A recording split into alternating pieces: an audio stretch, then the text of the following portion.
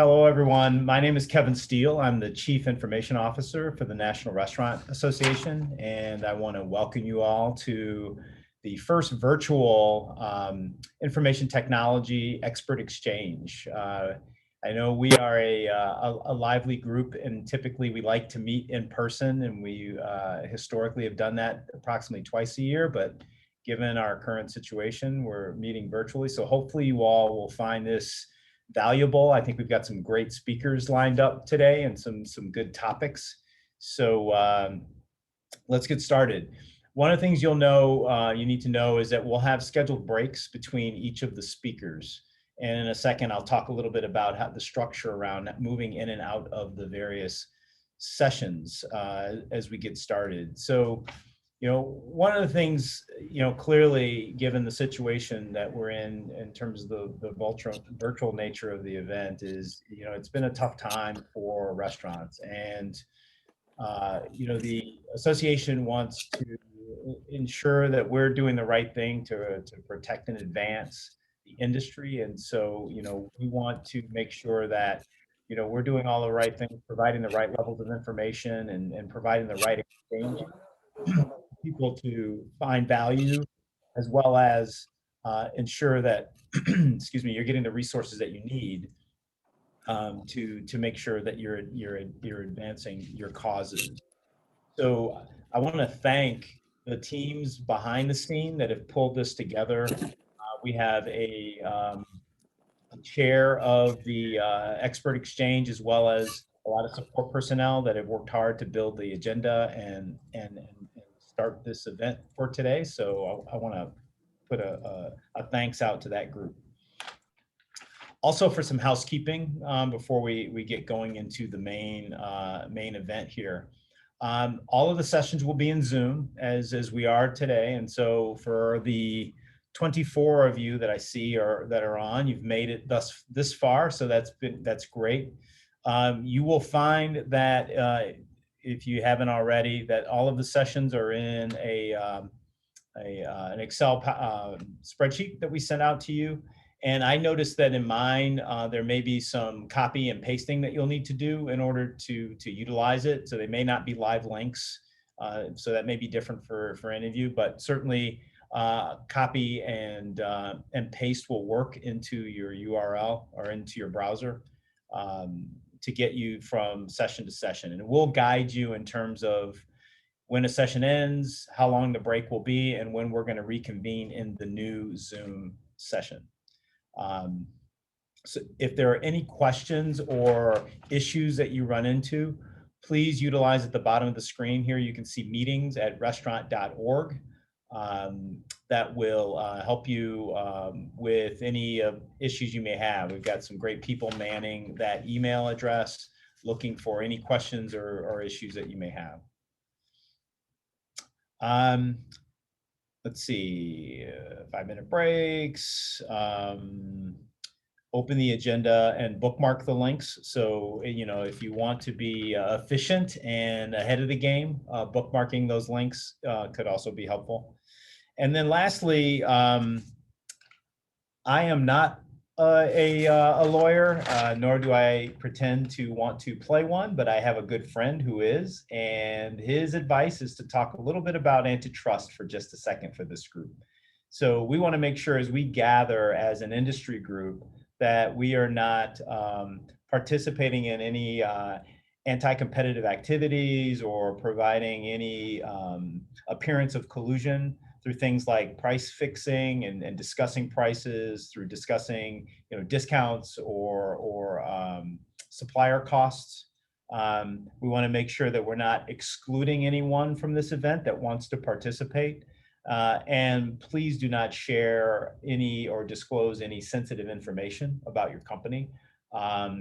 The presentations that we have today have all been, if you will, sanitized, if you will, with proper information that can be shared. And I believe that each of the presentations will be available after this event. So you can feel free to go back and take a look. But just wanted to get that out of the way in terms of making sure that we have a free exchange in a proper sense relative to information that we'll be sharing today. So one last housekeeping. The sessions will be recorded, and they are considered off the record for any media outlets that are joining us today. So first presenter, Rob Grimes, who is the CEO of IFBTA, the International Food and Beverage Technology Association, is going to join us to discuss food service and the state of food service for 2021. Great. Are we good to go? Yeah, yes, Rob, you're good to go. Go ahead.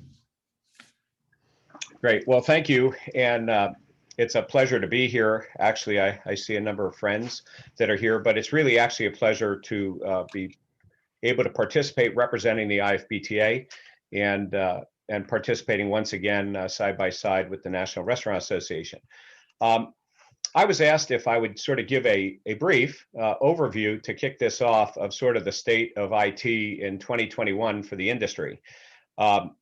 I see some great speakers coming up and that are going to speak on new technologies and things. So hopefully this will set the stage for where things will go. So to start out with, you know, there's a number of key focus areas heading into this year. You know, I would actually capsulize it into 4 main areas. Now, I'll be the first one to tell you, as all of you would agree, that, you know, making technology for technology's sake doesn't make any sense. But when we use technology in order to enable the key focus areas of our businesses, you know, it makes a lot of sense. And so everything this year, going forward and in the past year, really seemed to boil down into a few different areas.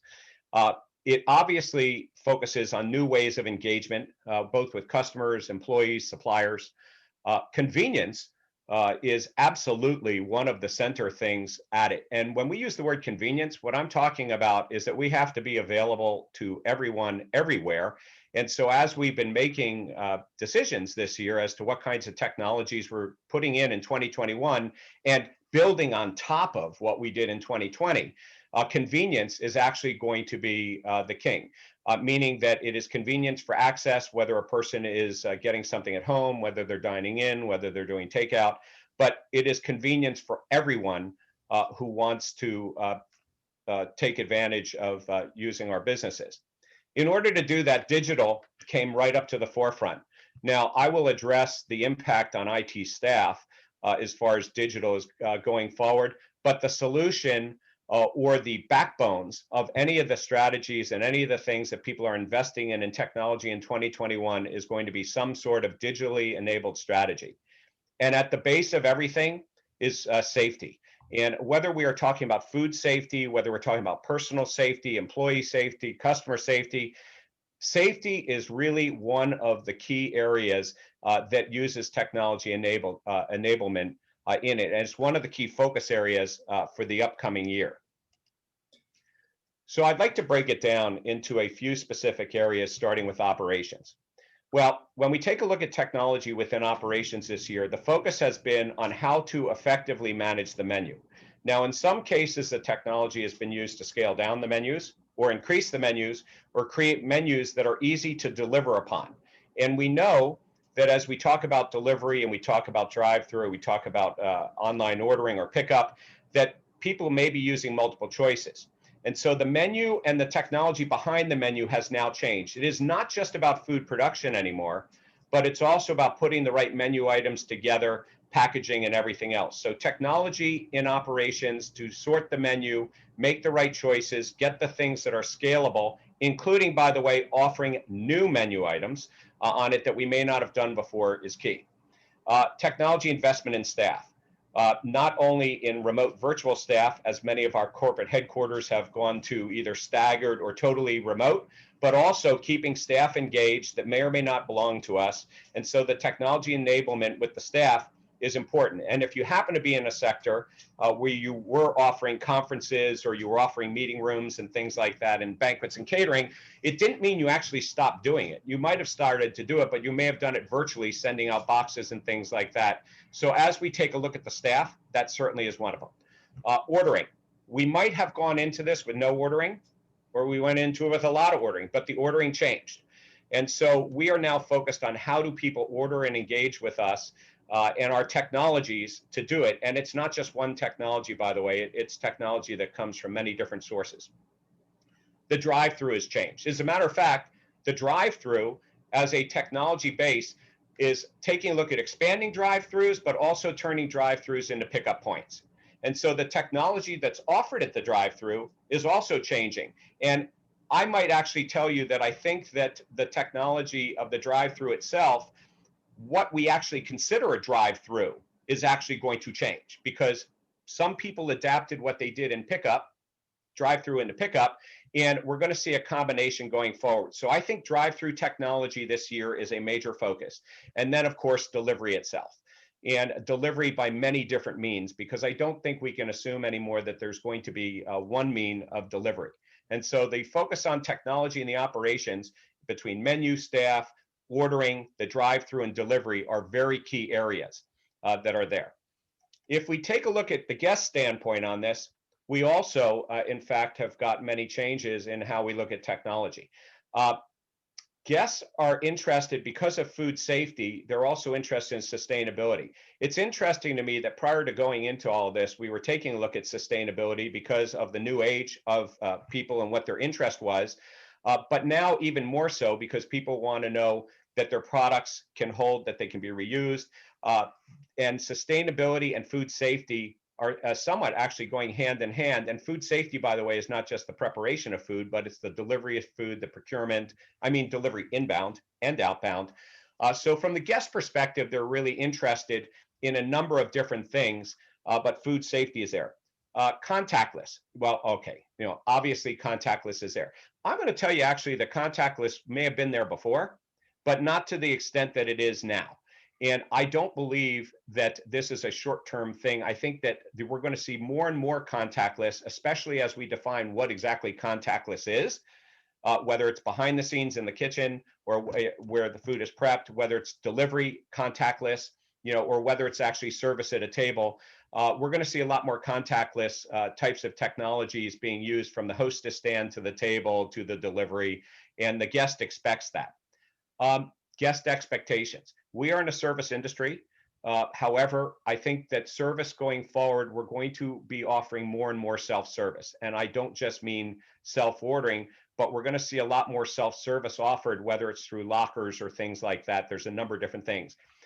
The interesting impact on the guest side of technology is bring your own device. It's been talked about for years. Now that we've trained everybody to use their phones to go ahead and do ordering, I think we're actually going to see a lot more of that in the store. There are some technologies that may or may not stay around because of that. Virtual reality. We will see and have started to seeing virtual restaurants pop up, and we will see virtual experience pop up. And I think that people are going to combine the two this year to figure out how to deliver an experience which will continue on in a virtual environment, but keeping the essence of our operations in place. And then obviously the pickup and delivery options that they expect. Well, that had an impact on what we were doing on infrastructure. Now, the interesting thing about infrastructure is that we were really fortunate as an industry that if we were 5 years ago, we might have been talking about wireless, we might have been talking about high-speed access. We didn't need to do that because that infrastructure was in place, which made it a lot easier to move forward and deal with the challenges of adding things in. I can't tell you that everybody had cloud-based, but I can tell you that most of the things we wanted to do was there. So a lot of people were able to convert. And this year, infrastructure is going to be even more important because of the impact of all the data we're now collecting that we didn't have before. So data security, and I don't mean internationally, of course. Geofencing has been talked about a long time, but now all of a sudden it becomes a reality. We're going to find more things to do with geofencing for the drive-through, for pickup, for knowing where the customers are. And 5G as a technology, the Consumer Electronics Association, has pegged that as a real game changer for speed and access and for devices. I think that we're going to see a lot of adoption in that and many devices inside the stores. Internet of Things, of course, is the connection, and we will see now a lot of equipment, a lot of robotics, all kinds of things connected together. Blockchain has been talked about as a technology for a while, but because we want to know about, and we will say, let's say farm to fork to actual home, where the fork might be, we need to know every step of the way, the transaction, where the food is. And so we are now going to start seeing blockchain implemented for trusted sources in the food side. But on top of it, because we have all this data, and I remember talking to people about 10 years ago about what are we going to do with all the data if we collect keystroke transactions, right? Nobody could do it. They just wanted to store it. Well, today we have even more data because we got lucky. Because all of a sudden, people had to share their data with us. We're going to need artificial intelligence to sort through that data. And so even though AI was a term of several years ago and data analytics was a term of several years ago, those are coming back around as key terms in all the technologies that we're taking a look at, whether it's smart equipment, whether it's what the guests are using, because we have to be able to predict demand and use different resources and operate more efficiently. So what happens to the suppliers in all of this? Well, suppliers are an interesting thing. We've seen a lot of new applications and providers pop up over the last year. Some are going to go away, some will be there. I will tell you that because of the challenges of COVID, we had people that came up with some rather interesting types of technologies. Now, sometimes, as you all know, if you've been to the restaurant show or you've been at your committee meetings, you sit there and you go, I don't know what they were thinking, or they obviously didn't know anything about the industry. Well, the real fact here is that there are some really cool technologies that have come up out of necessity by other industries that we've been able to apply. And that's why we were able to move much quicker on certain types of things like blockchain or contactless and things, because other industries had it. And also how to deal with data and ordering. Some of it came from there. But we see a slew of them. The question is how many of them are going to stay around? But what's happened is they've come up with certain applications that are siloed. And if you asked me, I'd be sitting there saying, well, you can use siloed applications, which may be best of breed, or we'd be looking at all in one. If you ask me what I think the long-term strategy is going to do, is that the siloed applications are going to be out there for the big enterprise people, but the small to medium businesses are going to go to all-in-one solutions. It's almost like, to me, it's like Back to the Future, because there was always this debate. Do you get everything from one person, or what they used to say, one throat to choke, or something like that? Or do you choose the best of breed? And I think what they're finding out is that because they needed to move quickly, and now customer demands are going to change, and we can't even predict how quickly they're going to change in 2021, we're going to see all-in-one solution providers. So people say, need to go to one person. But what happens there? The all-in-one solution providers don't have all the solutions. And many of them were forced into alliances. If they didn't have online ordering, they teamed up with somebody. If they didn't have something else. So we have these forced alliances, which to me, by the way, means integration challenges going forward that we didn't think of because we were moving too quick, but it also means mergers and acquisition opportunities. We also see a lot of suppliers getting into different areas, and they are outsourcing their services from the supplier side. And sales and marketing, I do believe that trade shows and conferences will come back sooner or later, but in order to get their message out, we are inundated with webinars and Zooms and sales and everything like that, but it's a new way of selling and marketing going forward. So what does this leave us with in the impact of all of this and change in how we view technology this year? I want to start with people and management. Now, this was a hard slide to do because actually the original slide had this big word in it that called respect. Okay. All of a sudden, the IT community got respected. And I'm going to tell you, because we can't share this outside of this call, that IT budgets for this year, they're not unlimited, but they're taking a priority out there, because people realized that while IT wasn't delivering to the guest, it was actually creating the infrastructure to deliver to the guest, and it enabled. And as Susan talks about things of the future, and we talk about robotics, it's all these kinds of things, they realize that you need the IT in place to connect it all together. The operators are outsourcing. Many of your departments will outsource because you don't have the staff, or you had to put too many things in.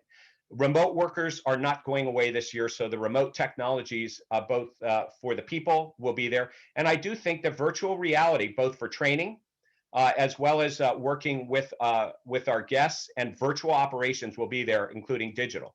The priorities are going to be speed. We will have to move faster than the budgets, and that's why we're going to outsource. But the budgets are going to be much more open. We will outsource. And then, of course, the integration challenges that we didn't think about when we just threw things in now come back to haunt us. That is a priority for the IT management. If we think about the operations themselves, there are challenges and there are opportunities. This slide used to say lemons to lemonade. The regulations are changing. I can't tell you that White Castle in Ohio is the same as White Castle somewhere else because of regulation, but our traditional concepts of dine-in, events, and catering are changing, and how we deliver service and the connectivity we have is changing. But the opportunity is we are now connected to our guests like we weren't before. And we also are able to do new types of operations. That's why we see ghost kitchens, dark kitchens, and cloud kitchens, which we'll talk about later. But we also have the ability to form alliances in the ecosystem with retail, lodging, and healthcare, where if we don't have the banquet space anymore, we may choose a hotel to do it. And then the last thing I would leave you with is, what did COVID leave us with? Now, I love talking about what's hot and what's not. This could easily say that, but it doesn't. So what COVID enabled was it enabled kiosks, which I thought were dying. It enabled handheld technology, data analytics, new methods of payment, curbside and delivery we didn't do before, and we needed geofencing. Post-COVID, as we go forward, what it's going to leave behind is blockchain, so everything is now connected together. We are now going to have remote delivery and lockers. I fully believe that we will have remote lockers, hot and cold. Data security, we will up our game in that. We will have new drive-through technologies that include pickup in it. Loyalty programs, which have never worked before for the restaurant industry, will finally be able to work because we have all the data. Bring your own device and wearables. Said it for years, but now it is a reality. The customers and the employees all have their own devices. We will have unattended operations in smaller footprint, including micro markets. And finally, autonomous vehicles will be part of what serves the way to get to food safety and how we do delivery. And with that, I'm going to turn it back to you, Kevin. All right. Thank you, Rob. That was a lot. And I appreciate the insights on some of the trends and where things are going. So, so thank you for that. Next up, we're going to get some information on Restaurant of the Future from Susan Carroll Bozer, Vice President of Technology for White Castle. The world of digital has merged into our restaurants for a richer experience powered by technology. In this session, we will cover the major trends around computer vision, robotics, beacons, and Internet of the Future. Internet of Things, and AI-driven customer interactions, while sharing a case study of this convergence at White Castle. Susan? Well, thank you. Thank you very much, Kevin. Internet of the Future. Okay, I want to do that one too, whatever that is. We'll work on that one. So Restaurant of the Future, this is a really big topic for anybody to be assigned to be the one. I mean, thank God Rob went in front of me because he talked about a really good group of it. So this is a big task for 3 reasons for me. The first one is, we are normally together. This is the executive study group. We're now called the expert group. We're normally sitting in a room together. We're talking. You guys are talking as much as I am. Half of you don't have your cameras on. Makes me sad. I like seeing you. Hello, everybody that I normally get to see. And so, and also there's probably some new operators that we haven't talked to. And then there's some people that aren't technology people in the room. So it's a little bit of a big task because of that. Because it's normally an interactive session, I'm going to try to get you guys to interact. So I want you to mentally prepare yourself to actually talk. Take yourself off mute, interrupt me as much as you want. You can put things in chat if you'd like to anyway, to say that you'd like to say something or ask a question, but I also want you to tell your stories. This isn't about the future of White Castle, this is about the future of restaurants. So I want you to all feel very comfortable doing that. I won't lose my place, I'll still finish on time, because this is really just a learning session. And so then why White Castle? Why would we be the person? We're definitely not the largest. We do not have the largest budgets, and we're very old. We are 100 years old this year, so give me some applause, even though it's virtual. Thank you. Very excited about our 100th anniversary, obviously. I'm going to go ahead and move you guys around. I love seeing you, though. So why White Castle? Well, our age really can be it is a very big strength for us. To start with, we have a lot of longevity, a lot of institutional knowledge, but we also grew up doing everything ourselves. If, just like maybe a parent or a grandparent that lived through the 30s, we used to do everything, and we believe we can do everything ourselves. We have our own bun plants, meat plants, frozen food, CPG, but even more importantly, we have our own field structure still. So when we need to partner with someone who maybe doesn't have field structure, we need to do some things quickly. We have our own resources. And also we come in with a very much a partner mindset, because we believe that if we had more time, we could. That's our theory on everything. We feel for our partners, and we work with them, not coming from a customer viewpoint. Also, being a family company, we have a history of being innovative, and I'm not talking about innovative technology. I mean, innovative in designs on manufacturing, spatulas in the kitchens, and it really just kind of resonates with our company whenever we try things new, even if we fail. And so what do we have that we're really strong? For one thing, we like to help. We like to help each other. We like to help other divisions. We like to get better, but we also believe we can do it. And that's what really helps us do some of these things that our peers are much bigger doing. So let's look at 3 different things.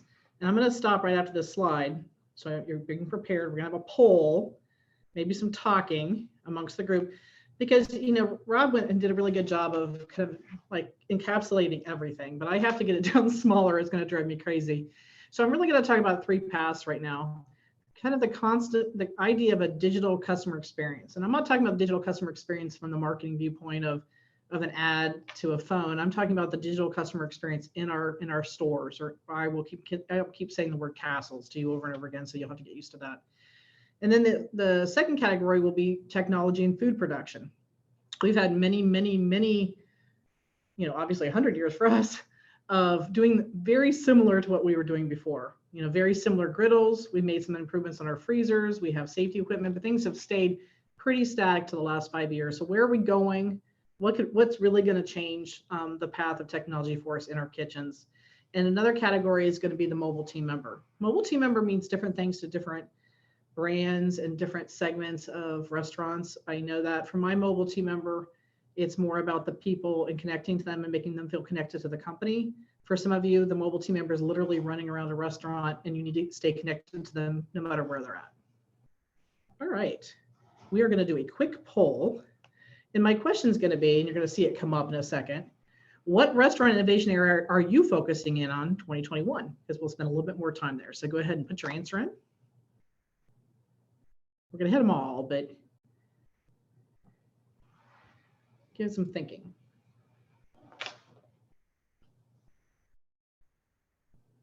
And Patty, I'm going to rely on you to tell me when you've gotten the poll result. Susan, we'll let it go for about 30, 35, 40 seconds just to give people a chance. We've got about 20 responses so far.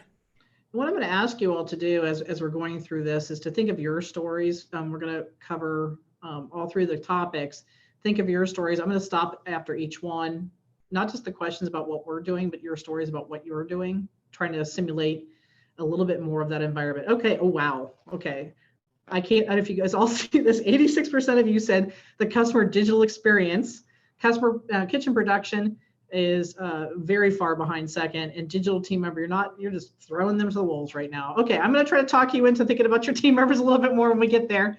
But wow, that's really good. Digital customer experience. Let's go. Right. I'm going to start in the kitchen. I know it was second, but I think it's so interesting, the things that are going to change for us. And every one of you is going to spend time thinking about how it applies to your industry. And I urge all of you, all of my peers and all of people to really get ahead of this, right? Know what's out there, know what really matters to your business, because people are going to start getting sold this, right? So the value to your company is something that you can really help them with. So computer vision, at the very highest level, computer vision is just image recognition and pattern recognition. We're used to computer vision when it comes to face recognition, facial recognition. That's being used in all kinds of places to identify our pictures for us, pattern recognition. But for our industry, it's really, it really can change things. We have, because I have manufacturing, I'm a little bit more used to computer vision than maybe people in restaurants.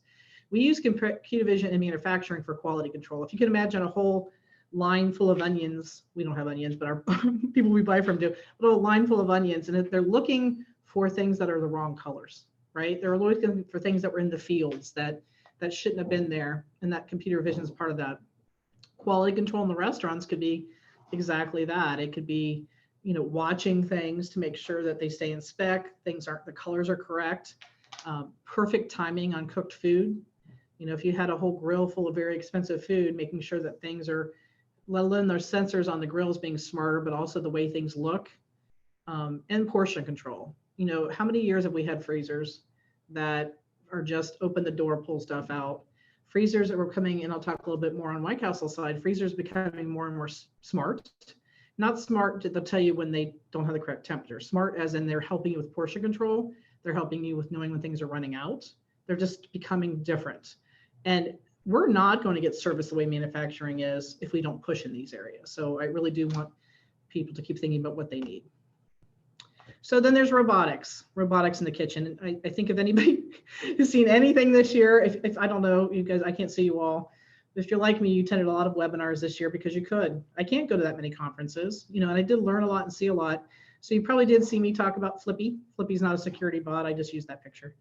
But we're starting to get smart equipment. I talked about the freezers, but we're also starting to get functional robots, and they do not particularly have to be full function robots. They can just be task robots, a robot that's capable of doing one thing over and over again consistently that's really taking the stress out of your kitchen. Or it could be a functional robot. And I'll talk about ours in a little bit. So what are the applications? We can have better portion control. I mean, food costs kill us if we don't have portion control. We can get some of those tasks that need to be done consistently the same way,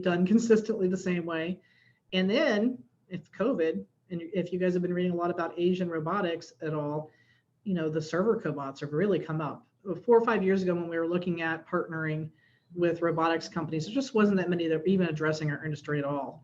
Now, if you look, there's like 10 major companies. Some of them don't even do this for a living. They just branched off, like Rob said, and started becoming robot companies. But a lot of them are on the server side. It's all about contactless. It's all about keeping people safe. Predictive analytics in the kitchen. I really think, and Rob mentioned AI and data. We're gonna start seeing this a lot more in the kitchen. Obviously, I'll talk about it a little bit more, the customer-facing technologies for predictive analytics, but definitely in the kitchen, the time has come. We have, for a long time, most of us have done some level of predictive menu item production, but we normally have learned using history, of sales, maybe weather trends, definitely holidays, but very, very what we know, what's in the scope of what a restaurant knows information. But now we're starting to look at the other ideas of introducing other local community data, social data, obviously a lot more than weather, environmental awareness into our predictions to get even better. So different applications you would have, obviously projecting on how many customers you're going to have, product projections, like I said earlier, and then even a proactive marketing location. Location marketing, where you actually are knowing trends or things are happening and you're drilling down and marketing only around that location because they need help. Okay, White Castle. And then after we're done with White Castle, I'm going to talk about you. So get ready to talk, or at least somebody talk. White Castle.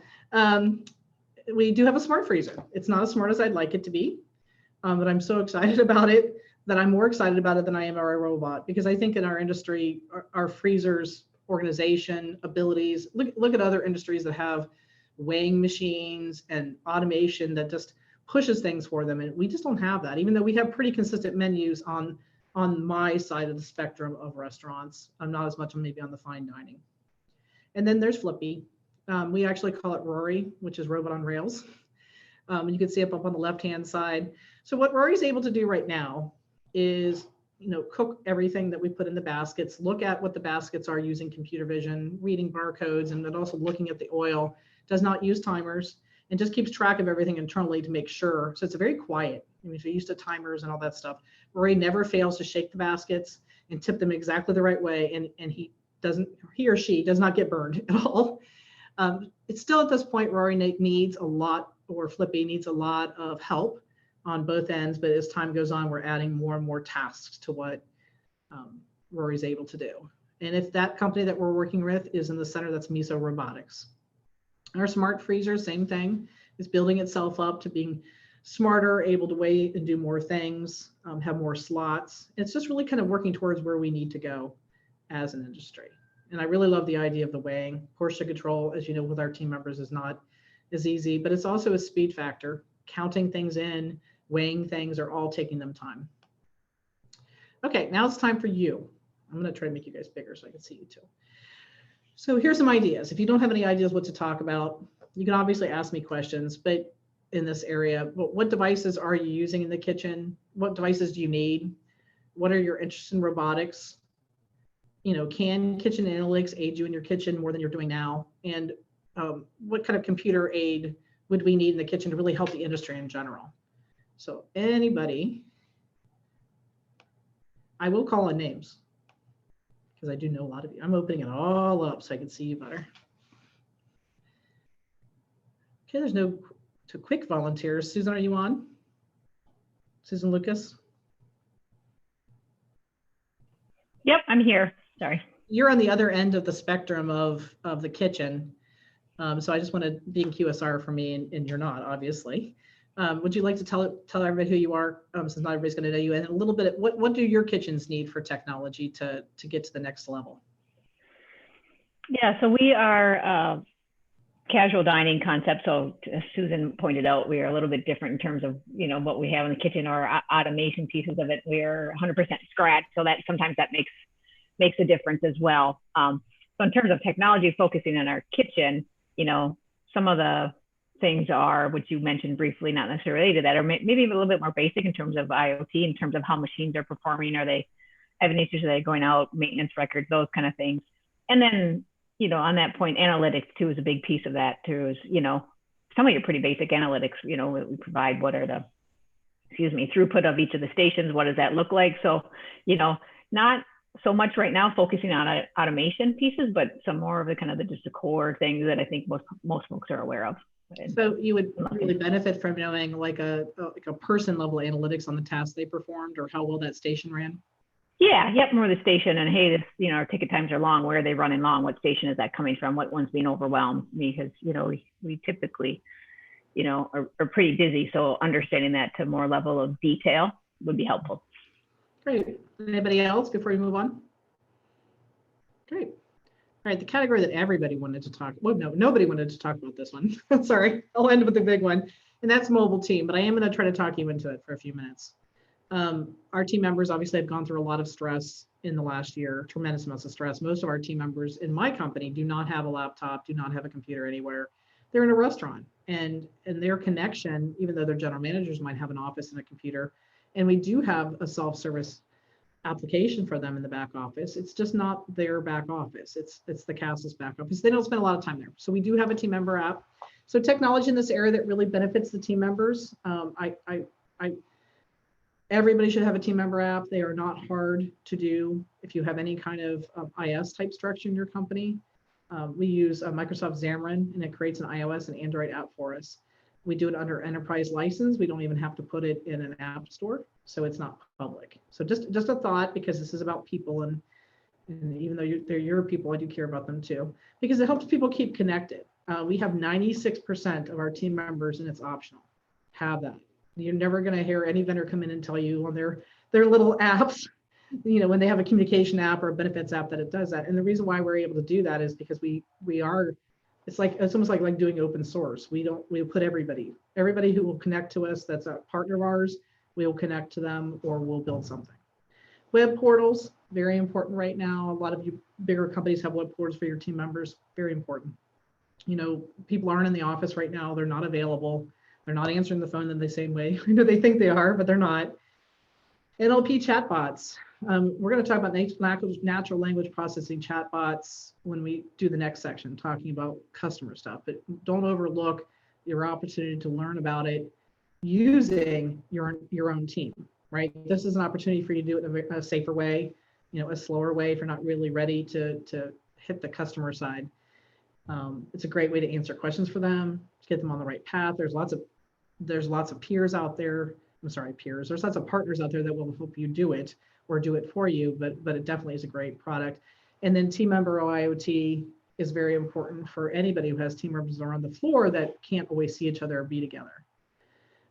So how can people apply it? Obviously, team member apps, you can do benefits, communication, but you can also talk to your salaried people to give them metrics and alerts in the thing that they carry around all the time, which is their phone.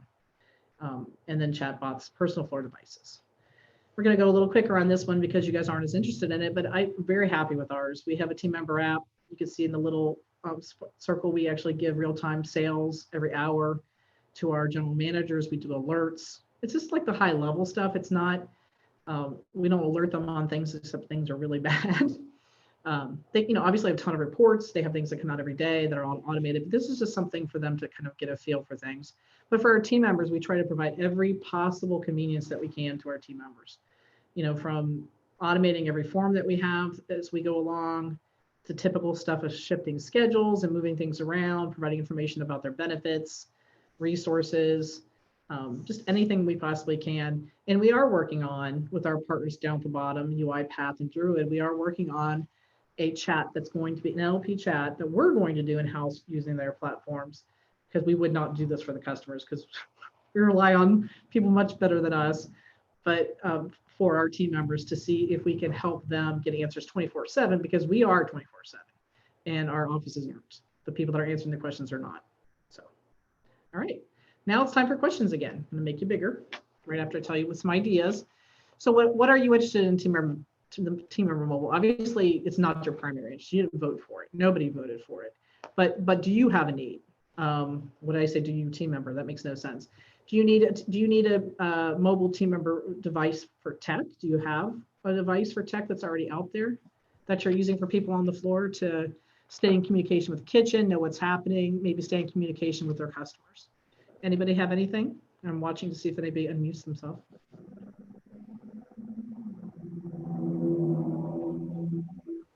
Sharon, did you? Susan, we have a question. Okay. Box. Is your app just for managers or hourly staff as well? Hourly staff as well. It's everybody, including our plants, our meat plants, bun plants, and frozen food plants. What we do is we don't have them do any work if they're hourly. So it's just for their benefit. So it's if they want to shift schedules, if they want to find out about their profit sharing or find out about their 401k or find out how much vacation they have. So that's for them. It is beloved. Like we don't have to make them do this. This is something they just do. So for the general managers or salaried people above and above, we do have that thing called real-time sales. And alone can everybody in the whole company, depending on your level, you see more and more. And then we have different alerts for different levels. So general managers might get alerted a lot faster than a district manager would on something. So they're all configurable. So both ways. Nice question. Thank you. All right, I'll take that since you guys aren't interested in this category. We're going to move on to the most important category. To make it smaller again. Okay, most important category, finally turning our restaurants into the digital ecosphere that we knew it could be. It's not that we didn't know how to do this, and I will tell anybody outside of our industry, because retail, especially for many, many years, was ahead of us in this area. It's just they had the money. And we had the abilities, but our margins are different. And at this point, we really hadn't really pushed the edge.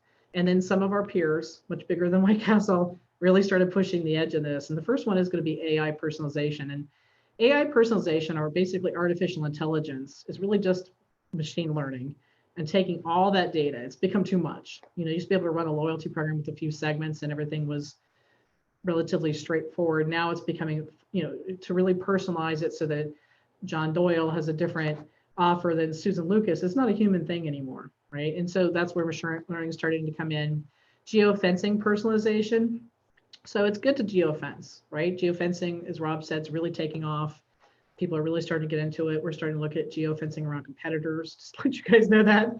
And really kind of having an idea of where everybody is, because we're trying to personalize. It's not good enough to get an offer to somebody in a blast, like an SNS offer. You really need to personalize it to when it matters to them, but also when they're in proximity.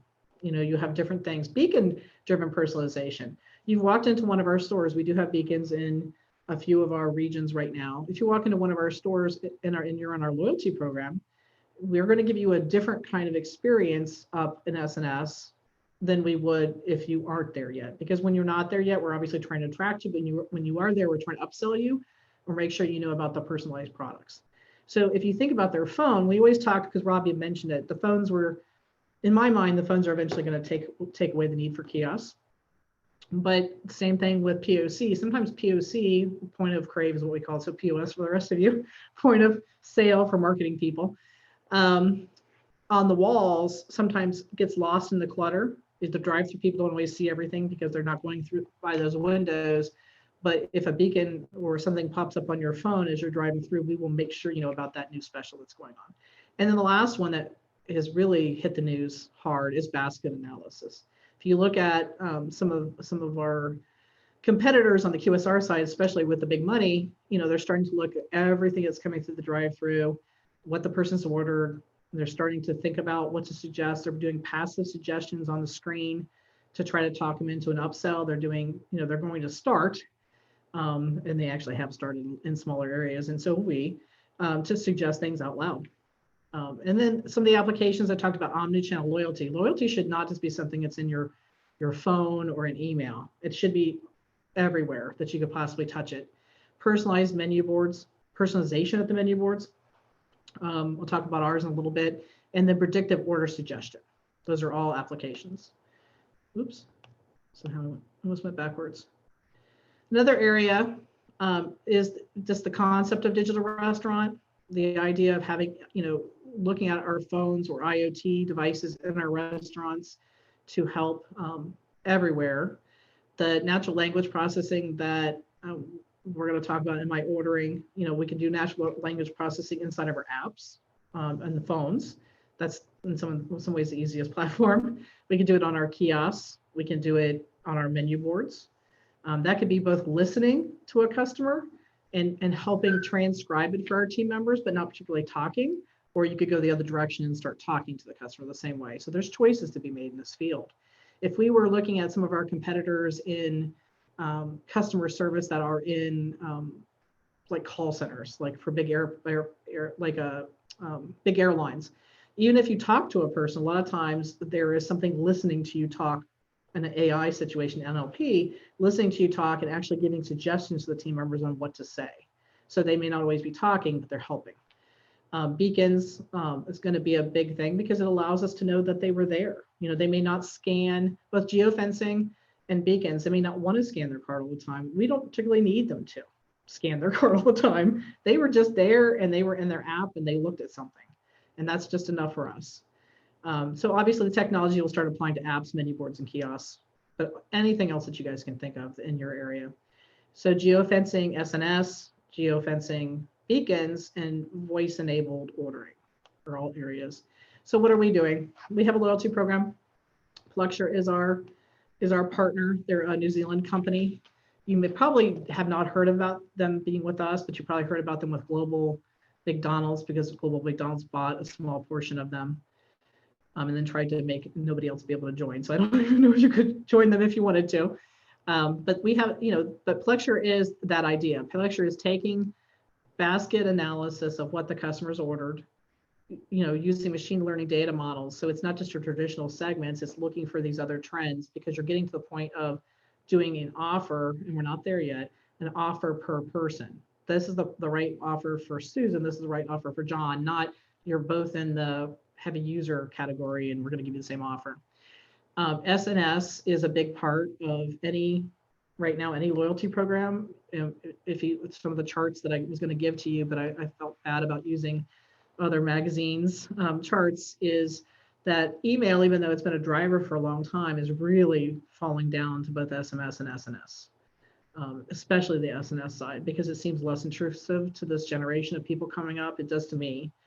And we're also doing geofencing around security and offers. So if a person is taking advantage of an offer, obviously we know it's really them. We know it's really where they're supposed to be.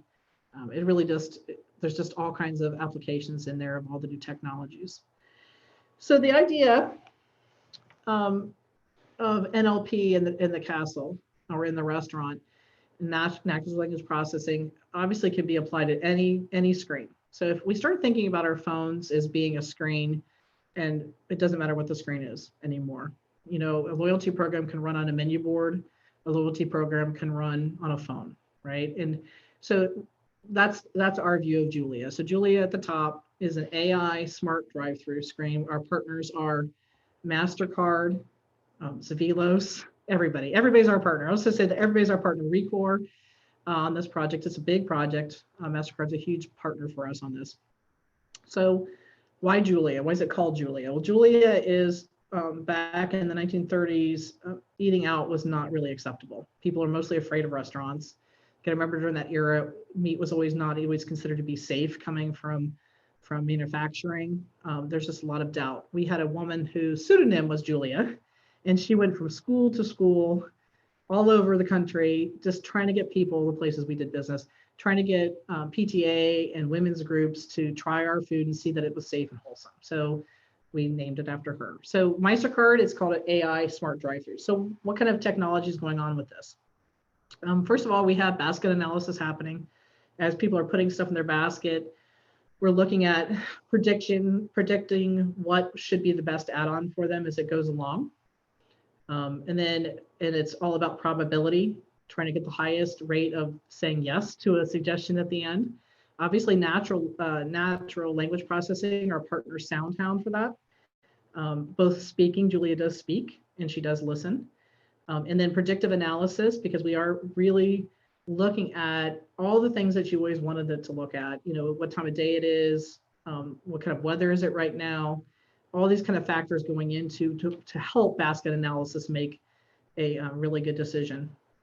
And then we're using image recognition with the site. So we kind of did a lot in this one little application. I'll talk about image recognition a little bit. So voice ordering in the drive-thru, wow, it is not as easy as you think. As humans, we are so really good at listening to craziness and sorting it out. But we're getting better. We're getting there. Basket analysis upsell. I already talked about that a lot, but I think it's very important. I mean, how would you like to have 100% of your orders upsold every time, right? With a higher probability, not just offering the same thing that they've been trained to do. So it's really what's going to be the ROI for this unit. Passive digital upsell. So on the middle of the screen, it's a digital menu board. If you look at that, the middle does change a lot. And as the person's ordering, there's some passive offers that can come up. There's suggestions. We're not saying anything to them about it. We're just changing the screen a little bit. It'll get their attention. They might see something. They might make a change. Customer identification. We do have a web app. If you opt into the program right now, we will do license plate recognition with our partner Recor, just to opt you in. And there's a reason for opting in a second. But we are looking at other things like beacons and other ways to identify you that's maybe a little less intrusive. Why would we want to opt you in? Well, now if you opt in, I can give Susan and John, who I keep picking on because they're right here, we can give them an entirely different experience. Right now I can say, John, would you like to order your last order? Right? Would you like to, here's your favorite thing, or here's your special. And then our ultimate dream is the entire loyalty program. And then surprise and delight, I'm saying, hey, John, thank you for coming back. Here's your treat, right? Nice big picture. It's a digital board, make some confetti. But the second reason is voice payment. I know it's John. John's opted in. It's John's card. John's got the phone. Would you like to pay with your MasterCard or any card? Any card. And he says, yes, your card on file. He says, yes, we're done. That's why we want to identify them. So those two reasons. Okay. This is a big category. You guys, what, 86% said yes? This is what you're caring about. So I'm hoping we're going to get some good talk on it. If you have a loyalty program, are you really personalizing it right now? What level? That's a question I would have for you. What kind of AI type projects do you have underway? AI is this big bucket of, it could be data analytics, it could be the voice stuff, it could be, there's just, I mean, AI is just, you know, anything your brain can do, AI is obviously can do. And do you guys have any questions? So I'm going to make it bigger. See how many people are here now. Oh, wow, a lot of people joined. I'm going to probably pick on somebody new. So, hey, here comes John. Hey, so John Doyle, Fiesta Restaurant Group. If you're not familiar with us, we have two brands, Pollo Tropical in the state of Florida and Taco Cabana in the state of Texas. We're about a $700 million company prior to COVID. Anyway, so it's a smaller company. Many of you know me from other roles I've been in over the last 20 years. That's a smaller company that I've worked for before. So for us, the budgetary constraints kind of put us in the reality of needing to be fast followers. We're never going to be able to compete with what McDonald's is doing in voice AI, but we're paying very close attention. So kind of where we are is at the architecture phase. And Mark Naples, our architect's joining us here today. So hopefully he'll get to join in some of the conversations as the day goes on. But what we're trying to do now is architect ourselves in a way with really clean microservices and well-documented APIs, so that when voice AI is ready, because we're firm believers that we're within a couple of years of it really being ready to unlock, and the abilities both in terms of accuracy of orders, upselling, and offsetting labor expenses, that it's going to pretty quickly become really imperative to move into that space. So from an architecture perspective, we're trying to make sure we've got everything built and ready to be plugged into when it's a little bit more commoditizable. That's sharp, because if you think about negotiating with someone as a fast followers normally pay the highest prices, to let you guys know. And that's why we try to do stuff in a partnership way, because we can't make that price. That price is gonna be too much for me. But if you got the work done, right, you're the right partner, you're the person who has the stuff ready to go, you can negotiate better prices for that, even though we're not allowed to talk about prices themselves, but it is a good technique to be the best partner. So great job. Love Yeah, that. one other quick anecdote on that in my previous role when I was at Sonic, we had just rolled out a new mobile app and cloud-based innovation platform that really drove the UI on the mobile apps as well as the integration into the restaurants. MasterCard and Zavello approached us in January of 19, so 2 years ago, and wanted to do kind of a skunk works project. And we literally were able to peel off 2 developers who'd taken part in this original development. And they went off in a closet with MasterCard and Zavello and had stood up by May at the NRA show in Chicago, a proof of concept that was not only doing a Sonic menu with a voice AI ordering agent, but showing it injecting all the way through into the POS, on the show floor. So again, there's real power to making sure that you're leveraging those modern engineering practices and building things in a way that allow you to bolt in when you're ready. Yeah, I got to give credit to John and his time and the people at Sonic. They were the first step with the partners that we're using right now. The other thing that happened, and I got to give MasterCard credit and all of our partners, is, we all went through COVID and we had all these projects going, the robotics, everything, and we wouldn't have been able to sustain things if they hadn't pushed pricing back and moved things and did stuff for us. So they were great partners. And but good point on sizing yourself up and getting ready, because you guys do have a long, some of you maybe feel like you have a long run, but don't lose that time. That's a good point. Okay, who else is I'm gonna flip over screen too. Look at that nice filled group. I'm gonna pick on somebody else if you guys don't come up. Come on. You said 86%, so let's go in this category. I'm gonna say Karen Bird. Are you on that you could talk for a second? Watching her not unmute herself. Okay, I'm gonna move on. Oh, I heard somebody. Nope, she didn't unmute. There she is. I had to get my cursor on the right screen. And my patience isn't strong. So where are you guys at? Are you interested in this area? Are you spending a lot of time here? So just highly outlined because I was dealing with a problem while we were listening and talking. So the idea of, John Doyle has talked about, and obviously we're menu board driven companies, or fast ordering companies, in his case now, that, the idea of just using AI or digital in the restaurants, is 86% of the people here said it was really important. How important it is to your teams? Very important, but digitalization. But you're talking digitalization from an equipment standpoint perspective or an integration standpoint? Either one. I mean, obviously from the on-premise standpoint, either one. Yeah, I mean, we focused this last year on integration of all of our online ordering and delivery service partners. And so that's been really our focus. We just completed the majority of that work, and we're focusing more on creating a data hub up in Azure, so that we can, supply the menus and do the integrations back and forth through Azure. So we'll use that to digitalize, much more items like, customer pay with their own device. And, we've got several other, projects on the list to work that way. From a loyalty perspective, we do have an integration with Punch that we've been, working with for the last year and a half. And so we'll do an increased focus on that as well. You bring up something really important. I mean, we did the same thing too, making sure that we have really strong infrastructure for menus, since we have so many menu partners now. Yep.